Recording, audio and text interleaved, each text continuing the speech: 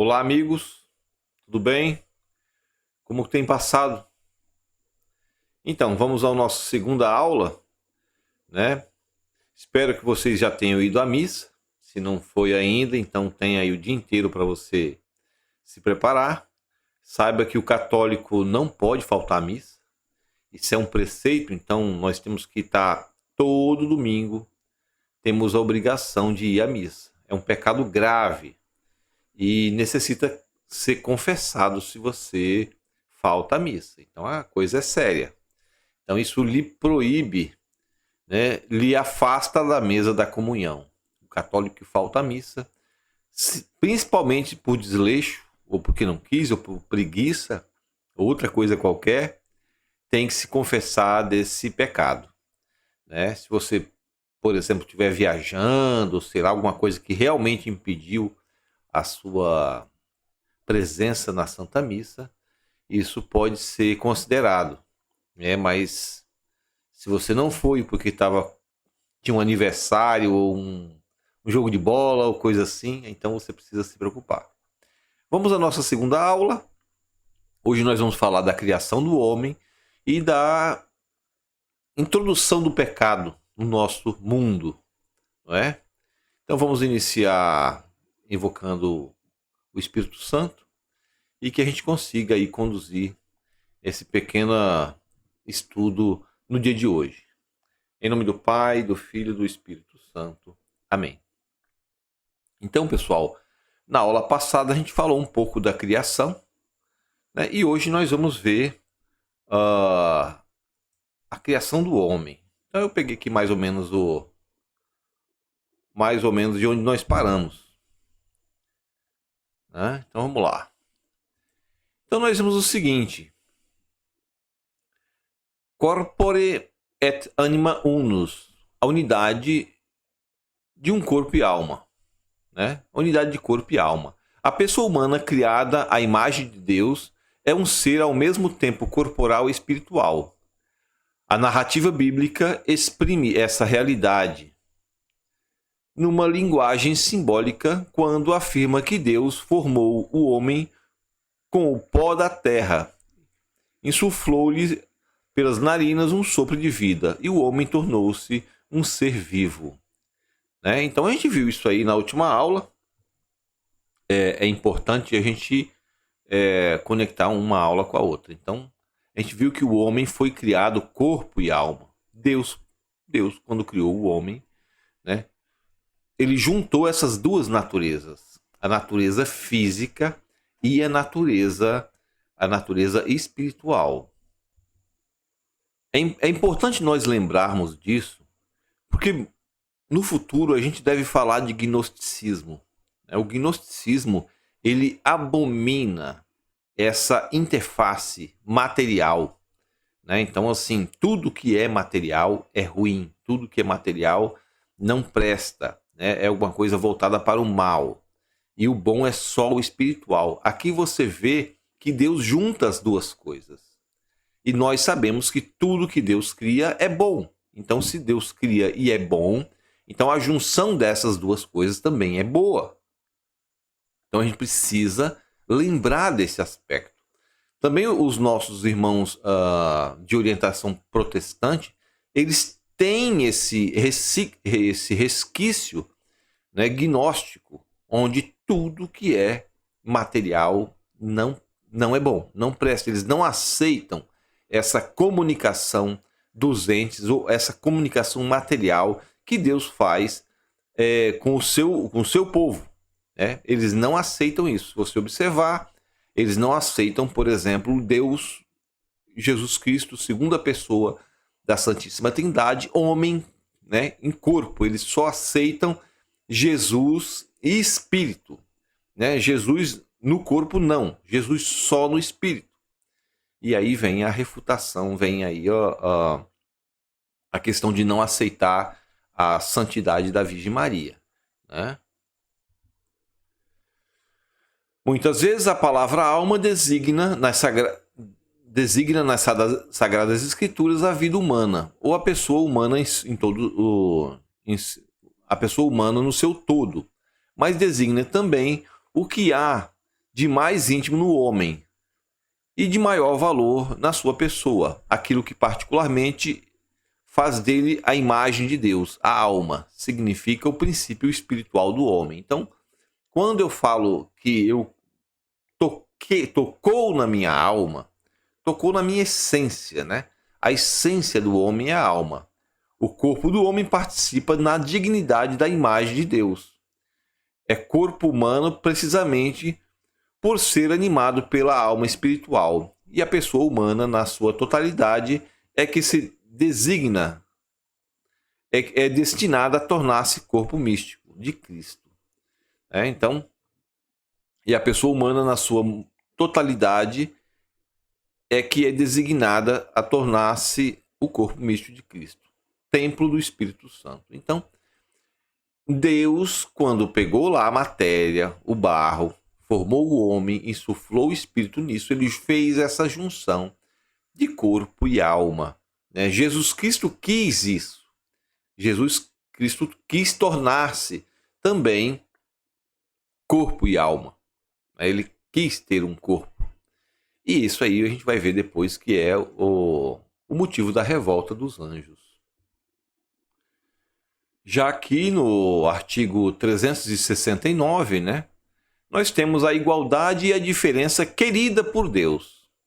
O homem e a mulher foram criados, quer dizer, foram queridos por Deus em perfeita igualdade enquanto pessoas humanas, por um lado, mas, por outro, no seu respectivo ser de homem e de mulher, ser homem e ser mulher é uma realidade boa e querida por Deus. O homem e a mulher têm uma dignidade inadmissível e que lhes vem imediatamente de Deus, seu Criador. O homem e a mulher são como a mesma dignidade. São criados de forma... a dignidade é a mesma. A imagem de Deus. No seu ser, o homem, e no seu ser, mulher, refletem a sabedoria e a bondade do Criador. Ou seja, a igualdade do homem e da mulher, ela se restringe à dignidade da pessoa. Essa é a única igualdade que Deus quer. É a igualdade na dignidade da pessoa. A pessoa é digna e o homem e mulher são dignos de formas iguais. Então, para todos nós, homens e mulheres, essa dignidade é a mesma.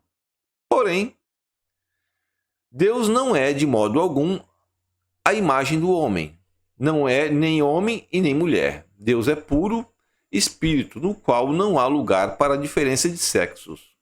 Mas as perfeições do homem e da mulher refletem qualquer coisa da infinita perfeição de Deus.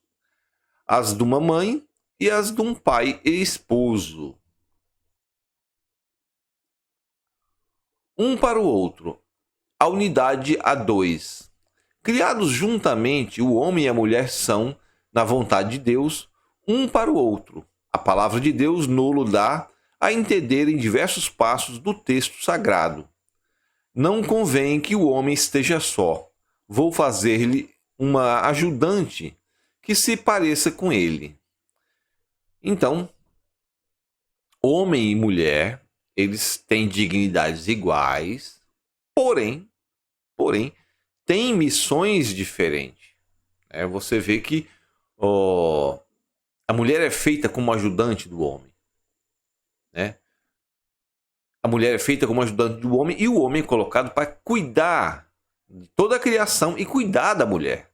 O papel do homem é cuidar da mulher. Então, assim, ele tem o trabalho, ele tem que servir a mulher para cuidar dela.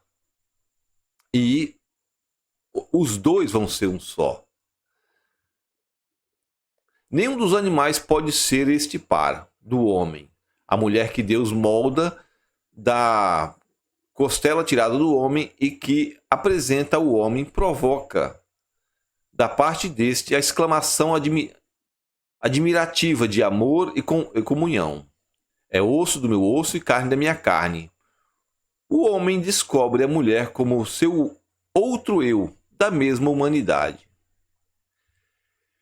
Aqui é importante nós vermos que Eva, ela sai do lado de Adão. Ela sai do lado de Adão, ou seja, ela não sai nem de baixo nem de cima, ela sai do lado. E ela faz parte desse mesmo corpo do homem. Essa mesma dignidade é feita da carne do homem. Traçando um paralelo aí, né, nós temos Eva e Adão. Quando você passa lá para Jesus Cristo é chamado de um novo Adão. E Maria Santíssima é chamada da nova Eva. E aqui você vê a coisa, Jesus sai da mulher. Jesus sai da mulher. Né? Então, assim, nesse caso, a mulher sai do lado de Adão. E Jesus sai, é gerado pela mulher e sai da mulher. E quem é? Essa nova Eva é Maria. Né? Mas isso é para frente, né? Só para fazer um paralelo, né? A gente vai ligando as pontas aí para que você vá clareando um pouco a sua perspectiva. Então nós temos aí Adão e Eva, e lá na frente você vai ter Jesus e Maria. Né? E Jesus sai, o novo Adão sai do lado do homem. Então nós temos o quê?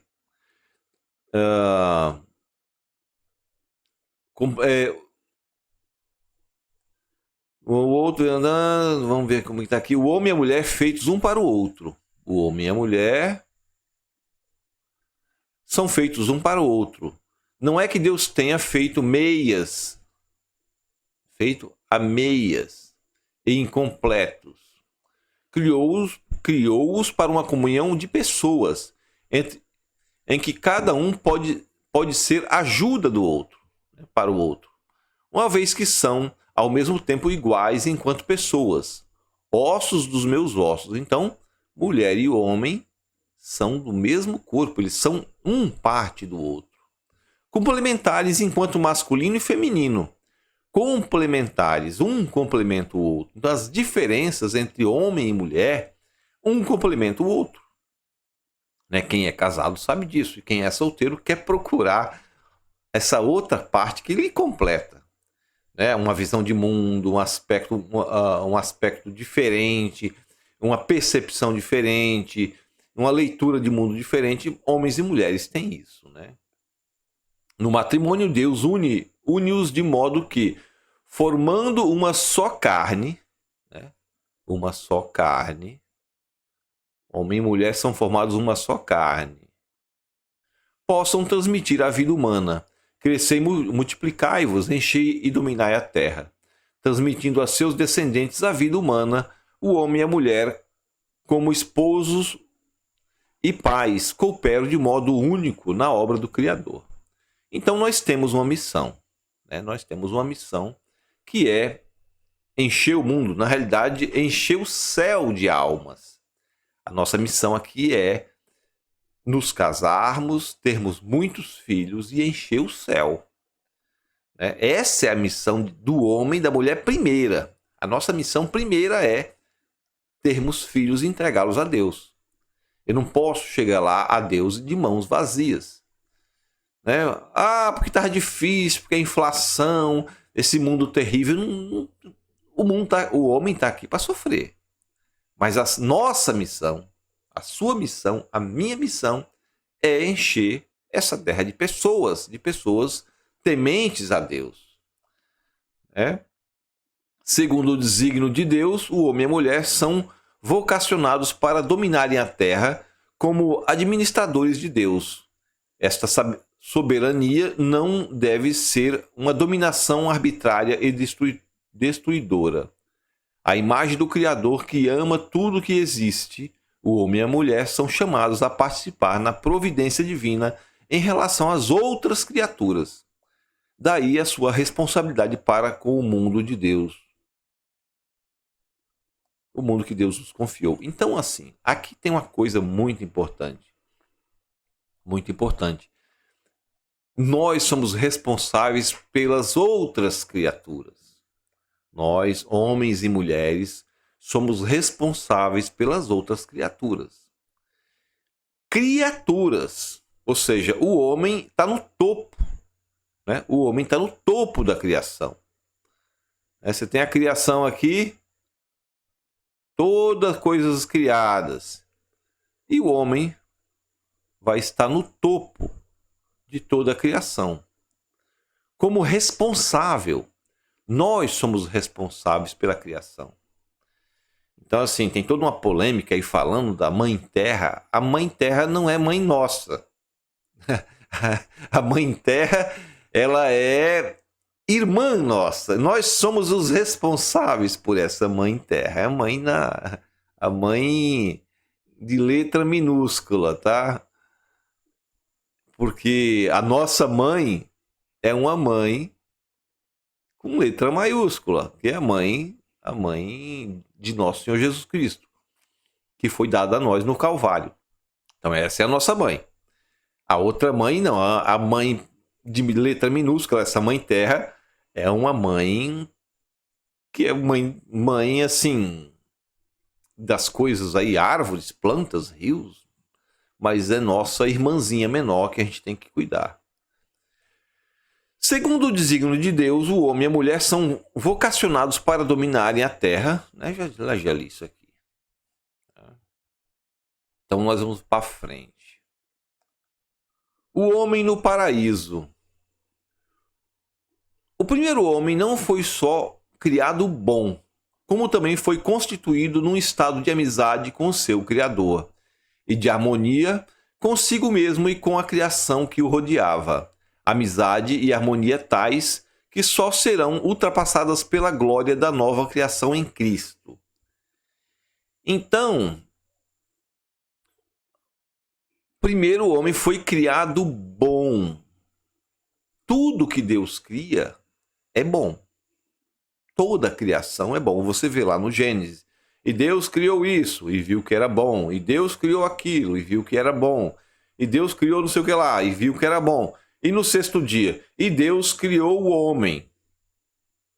E viu que era muito bom. O homem é muito bom. Imagem e semelhança de Deus. Né? Deus, ele criou o homem e, assim, amou o homem naquele momento que fez. Amou toda a criação, mas a criação do homem em si, ele faz isso e Deus fica maravilhado com a sua própria criação.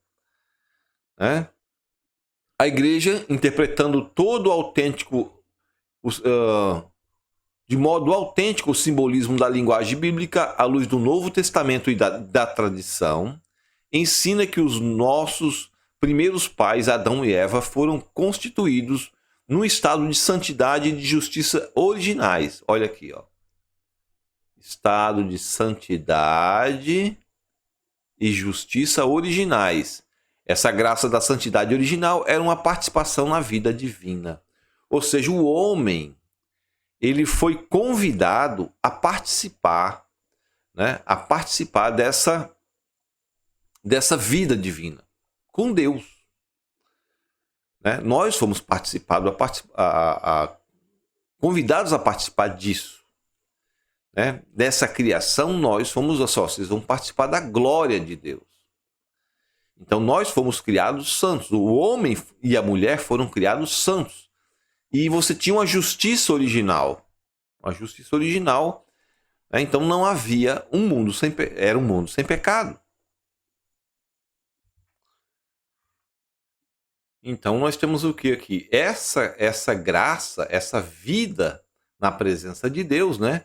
Todas as dimensões da vida do homem eram fortalecidas na irradiação dessa graça. Enquanto permanecesse na intimidade divina, o homem não devia morrer, não deveria sofrer.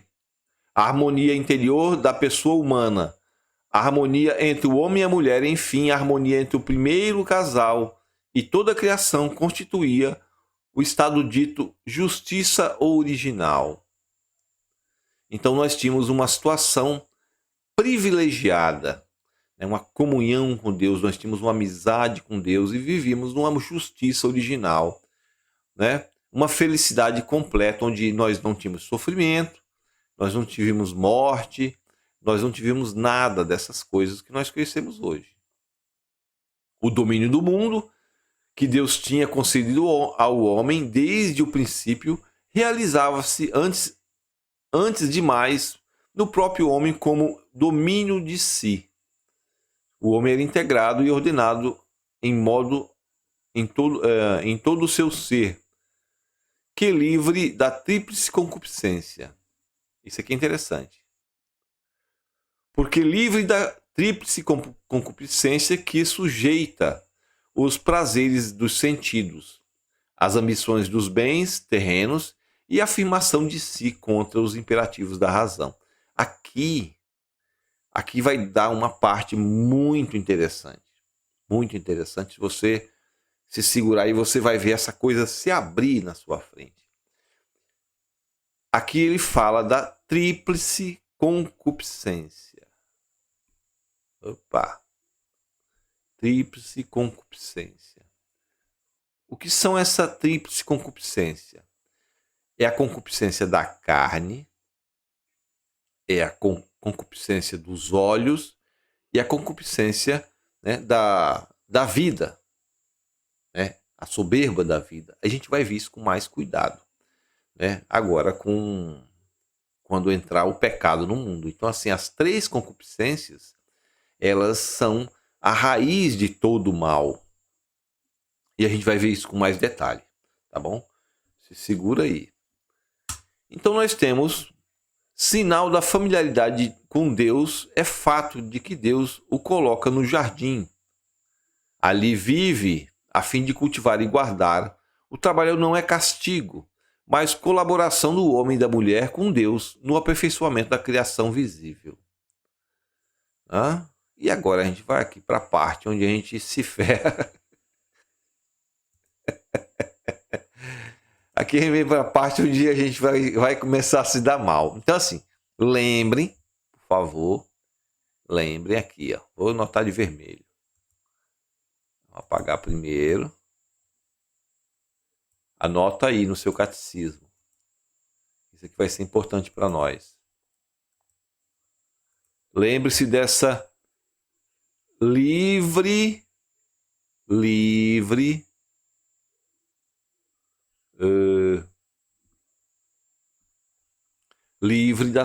da tríplice concupiscência. Livre da tríplice concupiscência. Isso aqui, ou seja, nós estarmos livres do pecado. Essa tríplice concupiscência é o pecado que nos domina. E aí você consegue ver quais as raízes do pecado, que a gente vai ver isso agora. Então vamos lá. Anotou aí no capítulo 377. Vamos lá falar do pecado. Onde abundou o pecado, superabundou a graça. A realidade do pecado. O pecado está presente na história do homem. Seria vão tentar ignorá-lo ou dar outro nome a esta obscura realidade.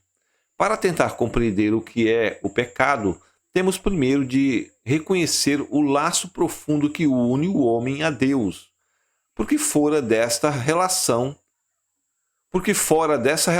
o mal do pecado não é desmascarado na sua verdadeira identidade de recusa e oposição a Deus, embora continue a pesar na vida do homem e na história. Ou seja, o pecado é uma recusa e oposição a Deus. Quando você opta pelo pecado, você se coloca em oposição a Deus. Você estabelece uma inimizade entre você e Deus. Por opção sua, você estabelece uma inimizade entre Deus, você e Deus. Para ler a narrativa da queda utiliza uma linguagem feita de imagens, mas afirma um acontecimento primordial, um fato que teve lugar no princípio da história do homem. A revelação dá-nos uma certeza de fé de que toda a história humana está marcada pela falta original, livremente cometida pelos nossos primeiros pais. Ou seja, aqui está descrevendo a nossa desgraça, né? Então, a queda dos anjos. Vamos falar da queda dos anjos.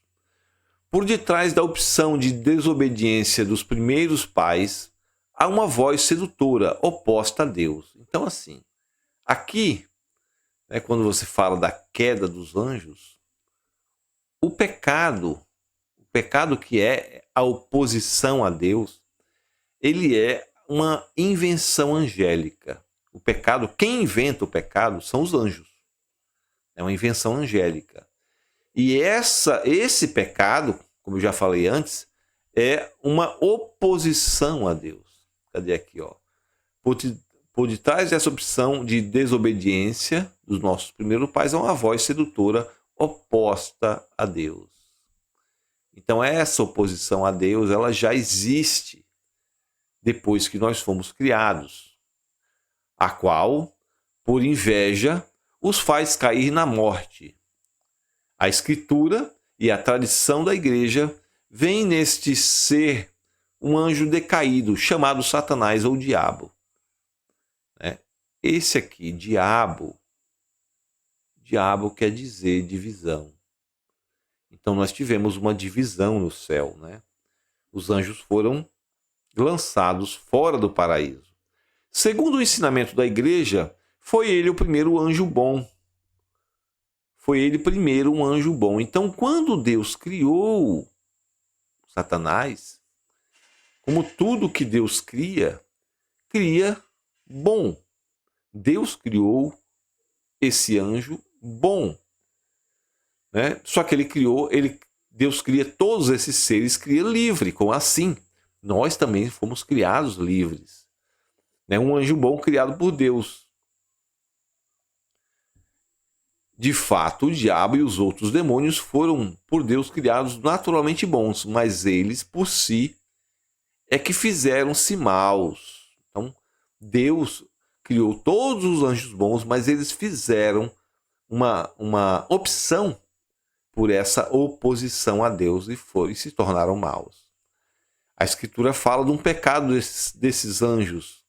A queda consiste na livre opção desses espíritos criados que radical e irrevogavelmente recusam a Deus. Radical e irrevogavelmente recusam a Deus. É essa situação que nós devemos evitar. Essa é a situação de pecado, onde nós nos opomos a Deus. Isso, nós estamos pegando um comportamento desse grupo de anjos. E o seu reino. Se recusam a Deus e o seu reino. Encontramos um reflexo dessa rebelião nas palavras do tentador aos nossos primeiros pais. Serei como deuses. Serei como deuses. Essa é a promessa. Essa é a promessa que Satanás faz para nós. Faz até hoje, né? Fez para Adão e Eva e faz para nós. Ou seja, vocês serão como deuses. E a gente começa nessa idolatria de nós mesmos. O diabo é o pecador desde o princípio. É pai da mentira. Então, nós fomos, como falou no começo do texto, nós fomos convidados a participar da vida de Deus. Nós fomos convidados a participar da vida de Deus, mas nós queríamos tomar isso pelas nossas próprias mãos, né? Então, sereis como deuses. Então, assim, Deus está passando a perna na gente, eu vou atropelá-lo e eu vou me tornar como ele, né? Então, é um exercício de soberba. E aqui vem uma parte muito importante que nós devemos ler com muita atenção. É o caráter irrevogável da sua opção e não uma falha da infinita misericórdia de Deus que faz com que o pecado dos anjos não possa ser perdoado. Veja só. Deus pode perdoar Satanás? Deus não pode perdoar. Não pode perdoar por quê? Porque ele não quer perdão. E isso já passou, né? Isso já foi decidido. Veja só.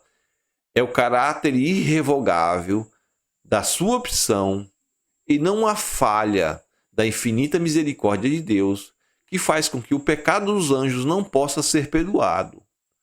Não há arrependimento para eles depois da queda, tal como não há arrependimento para os homens depois da morte. Então os anjos passaram por esse momento fatídico, que foi a queda. Num dado momento, Satanás caiu com seus anjos. E aí se criou uma inimizade perpétua entre Deus e esses anjos. E da mesma forma o homem. Então não há arrependimento para eles depois da queda, assim como não há para os homens depois da morte. A Escritura atesta a influência nefasta daquele que Jesus chamava o assassino desde o princípio, e que chegou ao ponto de tentar desviar Jesus da missão recebida do Pai. Foi para destruir as obras do diabo que apareceu o Filho de Deus. Dessas obras, a mais grave em consequência foi a mentirosa sedução que induziu o homem a desobedecer a Deus. No entanto, o poder de Satanás não é infinito. Satanás é simples criatura, poderosa pelo fato de ser puro espírito, mas de qualquer modo criatura, impotente para impedir a edificação do reino de Deus. Embora Satanás exerça no mundo a sua ação, por ódio contra Deus e o seu reinado em Jesus Cristo, embora a sua ação cause graves prejuízos de natureza espiritual e diretamente e indiretamente, também de natureza física. A cada homem e a sociedade dessa ação é permitida pela divina providência, que com força e suavidade dirige a história do homem e o mundo. A permissão divina da atividade diabólica é um grande mistério, mas nós sabemos que tudo concorre para que o bem daqueles que amam a Deus. Nós sabemos que tudo concorre para o bem daqueles que amam a Deus. É isso. Ou seja, tudo que Deus faz, mesmo aquele mal que Deus permite que nós passemos, esse mal, ele é colocado na nossa vida para nossa salvação, né? Mais ou menos quando você é levado lá no médico e ele tem que... Você leva a criança no médico e ele dá lá uma injeção dolorida na criança. Dói, mas você faz isso, você obriga, segura a criança. Mas é para o bem dela, né? É importante a gente lembrar, né, dessa situação da queda dos anjos, que essa guerra no céu, ela... A gente vê nas imagens, né, anjos com espadas, com escudos, mas nós sabemos que o anjo, ele é, né, como disse aqui, ele é puro espírito, não é? Aqui não está. No entanto, o poder de Satanás não é infinito. Satanás é simples criatura, poderosa pelo fato de ser puro espírito. Então, todos os anjos são puro espírito. Então, quando você fala nessa guerra nos céus, essa guerra do céu é uma guerra espiritual. Então, o Satanás, ele se coloca nessa guerra espiritual como... né, como é que ele foi feita essa guerra? Essa guerra foi travada com ideias. Como é que eu vou atingir o espírito de alguém? Como é que eu vou atingir a alma de alguém? Eu lanço uma ideia. E aquela ideia pode atingir você. Então você assiste um filme, né? Você não é agredido enquanto você vê aquela história ocorrendo na sua frente. Você não é agredido, mas ela lança em você uma ideia. E aí você se emociona, você chora. Aquilo muda a sua perspectiva de vida. né? Uma música também você pode se emocionar ao ouvir uma música. Aquilo pode te agradar, aquilo pode te edificar ou pode te jogar no buraco. Que é basicamente o que a gente ouve, a música produzida hoje no Brasil e até no mundo, eu diria, é música que é para jogar o homem no buraco, para reduzir a sua alma, retirá-la e reduzir-nos a animais. Então, Satanás, nessa guerra nos céus, qual era a guerra? A guerra era a guerra de ideias. Essas ideias foram travadas, né? Foram travadas e aí alguns anjos foram convencidos de um lado e outros anjos foram convencidos de outro. E naquele dado momento da queda, né, foi fechado então esse episódio. Essa guerra continua aqui. E qual é a forma que Satanás age nesse mundo? Ele age através de ideias. Entendeu? Satanás age através de ideias. Então, como é que Satanás destrói o mundo? Através de uma ideia. Então você vai lá, a ideia do aborto. Ah, não, que o aborto não é só uma criança, é só um monte de células, ainda não é uma criança, né? Ainda não é isso, então vai aquelas ideias, vai, não, essa saia está muito longa, uma saia mais curta, esse cabelo está muito, não, então assim, seu pai e sua mãe são opressores, e aí por aí vai lançando ideias no mundo, né? Ideias que o homem quer massacrar a mulher, o homem sempre oprimiu a mulher. Ao contrário, o homem sempre morreu pelas mulheres. Eu vi uma entrevista aí falando de que não há um filme, não há nenhuma história onde relata uma ilha só com homens, né? Mas tem lá a Mulher Maravilha, que é um local onde só tem mulheres, né? Uma ilha só com homens, o homem não queria ir para lá de jeito nenhum. Nenhum homem ia querer ir para esse lugar onde só tem homens. Mas são ideias que vai plantando. E aí essa guerra espiritual, ela é travada pelas ideias, né? E aqui nós temos então essa ideia é que entra no nosso reino, no nosso mundo, né? Eva e Adão, eles compram uma ideia de Satanás. Então eu tenho aqui a prova da liberdade. Deus criou o homem à sua imagem e constituiu-o na sua amizade. Criatura espiritual, o homem só pode viver nesta amizade na modalidade da livre submissão a Deus. É isso que exprime a proibição feita ao homem de comer da árvore do conhecimento do bem e do mal, pois no dia em que comeres, morrerás.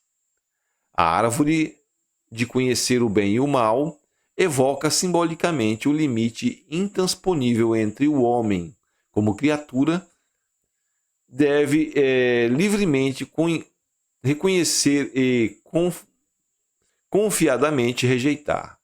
O homem depende do Criador, está sujeito às leis da criação e às normas morais que regulam o exercício da liberdade.